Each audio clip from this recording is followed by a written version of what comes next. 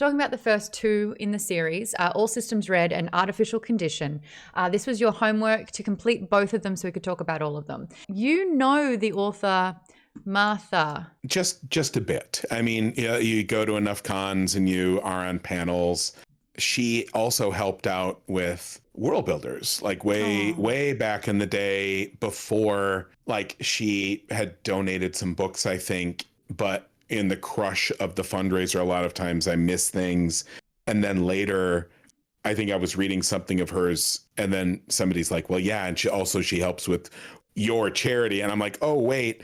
So no, she's lovely. And Murderbot is far from her first thing. She's written so much over the years, and all of it really lovely. So she's an American writer of speculative fiction. She's published a number of fantasy novels, young adult novels, media tie-ins, short stories, non-fiction essays on fantasy and science fiction subjects. Her novels have been translated into 12 different languages. She's won 4 Hugo Awards, 2 Nebula Awards, 3 Locus Awards for the Murderbot Diaries. And this is the series for the first 2 books that we will be covering today. She's also known for her fantasy series, The Books of the Raksura and Illyrian. I remember reading that, and there was some point in there that because I did have her contact info, I think I sent her an email saying, help me. No, what I did is I'm like, I think I read these a long time ago. Also, it's possible that I ripped some of this off because like some phrasing or something, it was so, I read it and then I flipped to like, when was this? Oh, way before I published mine. And then I'm like, hey, I didn't do it intentionally, but maybe it was lurking. And she's like, there's nothing, I've read your stuff. Nothing is that close. I obviously, whatever. So what was the inspiration? What was that thing that kind of nestled into your brain and then was redelivered? It's been years and years and years, so I can't remember. I want to think that it was something, some little thing. It's easy to see similarities even when there isn't inspiration. Like a lot of people are like, wow, I love your books. It's so cool to see somebody who reads Dostoevsky. And I'm like, I don't. You're wrong. I'm just rereading Earthsea now. And I'm like, I could do an annotated version of Earthsea saying, I read this a ton as a kid and then I didn't for 20 years, but here's probably where the fingerprints show up on Name of the Wind. I think that's a beautiful thing though, because what it is essentially doing, it's these words or moments or themes or ideas that do burrow in, they stick. There's such a finite amount of memory that we have. So for something to kind of take place in our brains for that amount of time, even though we don't have the origin source for it, but I think that that's really, really special, that that's something that you've remembered and you're able to draw inspiration from at a separate time. Everyone that I've met in the sci-fi fantasy community, all the authors are, lovely and understanding. Like odds are you don't really thrive in this community if you don't realize that. I will say there's no original ideas or everyone steals from everybody. I could argue all sides of that depending on where my blood sugar is at. I personally do.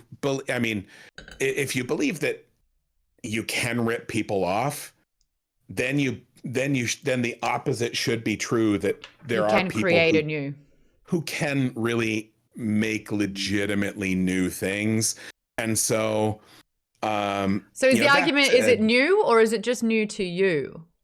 Well, if you say that nobody makes anything new, then that doesn't work through extension, because that implies that there was only one idea at the beginning of time and we've all been permuting and telling different versions of it. That's nonsense. Yeah. Like people do create new things and they do have new ideas. Otherwise, it's just human centipede and we're not that. I got to chat with Mary Robinette Kowal about costuming ages ago as a World Builders thing.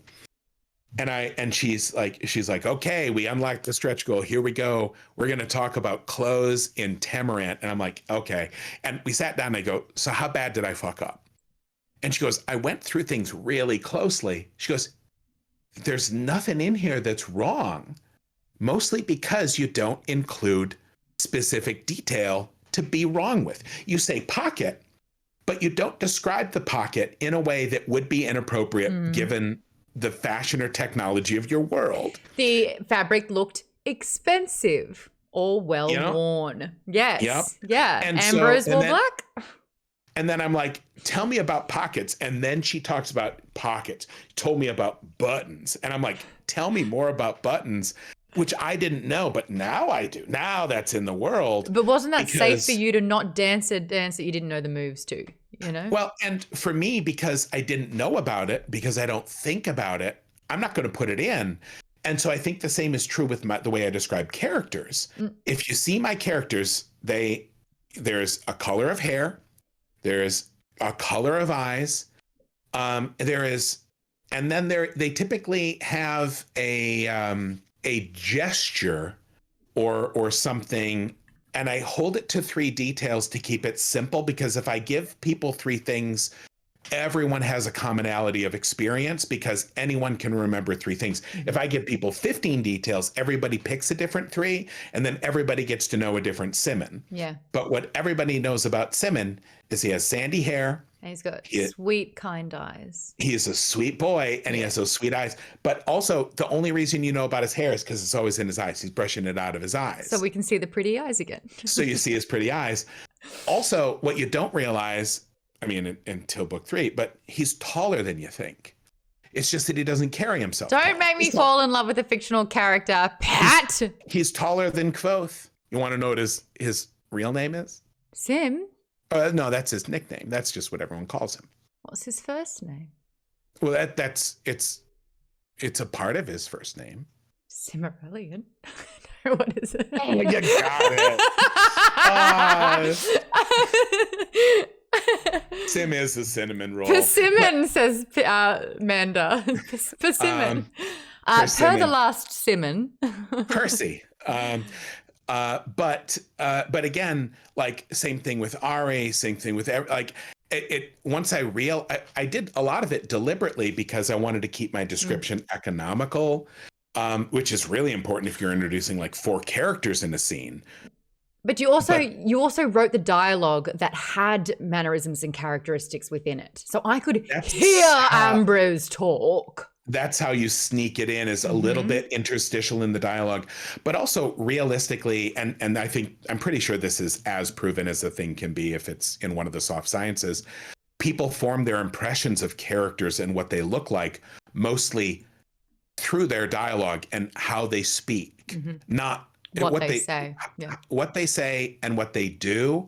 Because, and again, my example is always, I read the Chronicles of Amber at least 3 or 4 times, and I always thought of Benedict as a stocky, broad-shouldered, shorter guy, even though he is literally somebody jokingly refers to him as the Scarecrow of Doom. Benedict is tall. He's tall and lean and long arms and legs, like somebody would need to be a menace with all weapons. But you piece together something very different. Oh, no, it doesn't matter what you write. And it doesn't matter what they wrote. I'm going to picture him how I picture him. And the author has to be very careful if you want to nudge everyone in the same direction. And that's why I'm very economical with my character descriptor details.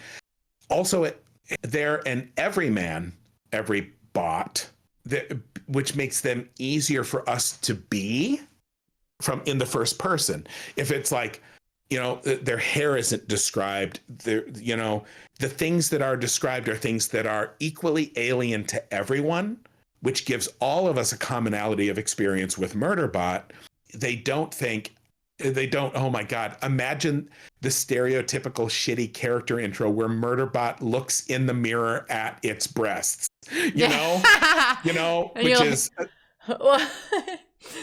that's always the joke. Everybody is the bad way to do, to make sure your reader knows you're reading a book with a female main character. I just joked about this today. I said I grew up on a lot of fantasy, and it took me a long time to realize that I was exclusively reading books from a very male gaze. And I was like, it was great to start this book club where we read a plethora of different authors with different ethnicities, because I actually know what women's eye colors are now, instead of how boobily their boobs boobed when they boobed down the stairs.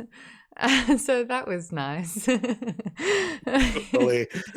Oh man.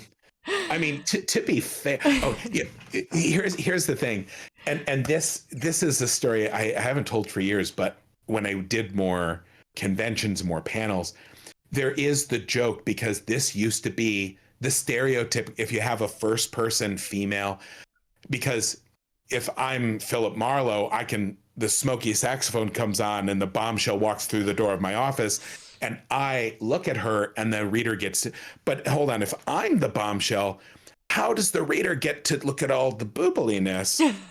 Obviously, you look in the mirror like all you women do at the beginning of every day. You examine your own body in excruciating detail and you really admire your own boobs. Every day. Every day. And so, and the thing is, we would talk about this on panels because it is ridiculous.